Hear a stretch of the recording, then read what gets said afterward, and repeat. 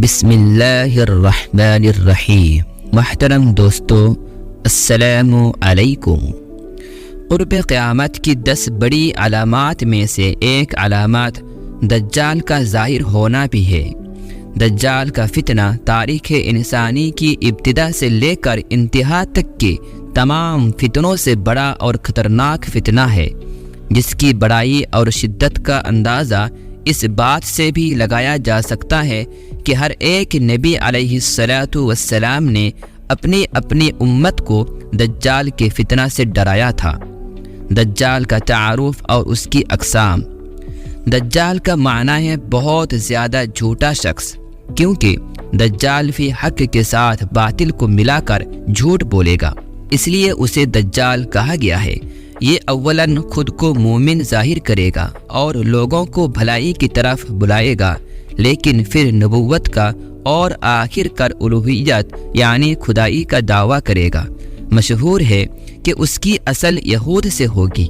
حکیم الامت مفتی احمد یار خان نعیمی رحمۃ اللہ علیہ فرماتے ہیں کہ دجال 2 قسم کے ہیں، چھوٹے اور بڑے۔ چھوٹے دجال بہت ہوئے اور ہوں گے۔ ہر جھوٹا نبی، جھوٹا مولوی، جھوٹا صوفی جو لوگوں کو گمراہ کریں وہ دجال ہیں۔ بڑا دجال صرف ایک ہے جو خدائی کا دعویٰ کرے گا۔ دجال کا حلیہ۔ مختلف احادیث میں دجال کا حلیہ بتایا گیا ہے۔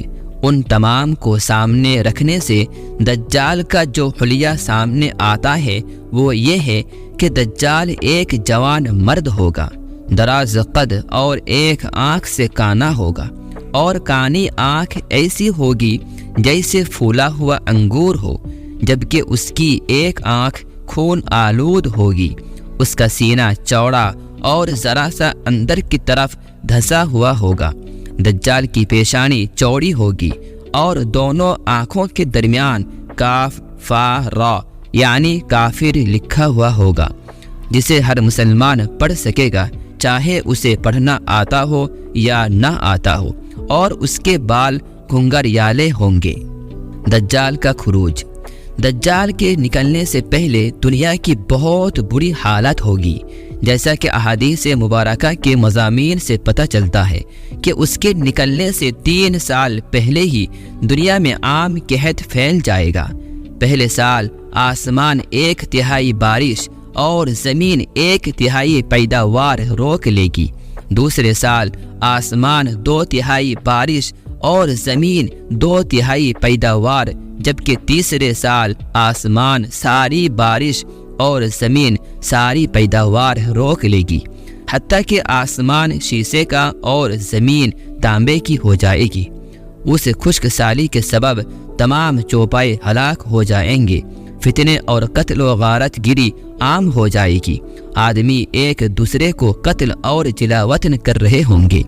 دجال مشرق کی سمت ایک اصبہان یا خراسان نامی شہر سے نکلے گا۔ غذائی قحط کے علاوہ علمی اور روحانی قحط بھی برپا ہوگا۔ دین کے سلسلے میں لوگوں میں ضعف پیدا ہو چکا ہوگا۔ علماء اور دیندار لوگوں کی قلت ہوگی۔ زمین پر قیام کی مدت اور چکر۔ دجال زمین پر 40 دن رہے گا، جن میں سے 1 دن 1 سال کے برابر، 1 دن 1 ماہ کے برابر اور 1 دن 1 ہفتے کے برابر، جبکہ باقی ایام سال کے عام دنوں کی طرح ہوں گے۔ اس مدت میں دجال اپنے گدھے پر سوار ہو کر ساری دنیا کا چکر لگائے گا۔ گدھے کا جثہ یعنی جسم اتنا بڑا ہوگا کہ دونوں کانوں کا درمیانی فاصلہ 40 ہاتھ کے برابر ہوگا، اور اس کے گدھے کی رفتار کا یہ عالم ہوگا کہ 1 قدم اٹھائے گا تو 1 میل کی مسافت طے کرے گا، اور روئے زمین کا کوئی میدانی، صحرائی اور پہاڑی علاقہ ایسا باقی نہیں بچے گا کہ جہاں وہ نہ جائے۔ البتہ مکہ مکرمہ اور مدینہ طیبہ میں فرشتوں کا پہرا ہونے کی وجہ سے ان میں داخل نہیں ہو سکے گا، بلکہ مدینہ کے باہر دلدلی زمین میں پڑاؤ کرے گا، اور مدینہ پاک میں زلزلے کے 3 جھٹکے آئیں گے، جس کی وجہ سے ہر کافر اور منافق مدینہ سے بھاگ نکلے گا اور دجال سے جا ملے گا۔ اس روز مدینہ پاک ہر منافق اور فاسق مرد و عورت سے خالص و پاک ہو جائے گا۔ اسی لیے اس دن کا نام یوم الخلاص بھی ہے، اور بعض روایات کے مطابق بیت المقدس اور کوہ طور پر بھی نہیں جا سکے گا۔ دجال کے شعبدے اور ان کی حقیقت۔ دجال طرح طرح کے شعبدوں کے ذریعے لوگوں کا ایمان برباد کرنے کی کوشش کرے گا۔ حدیث مبارکہ میں ہے کہ دجال کے ساتھ روٹیوں کے پہاڑ ہوں گے۔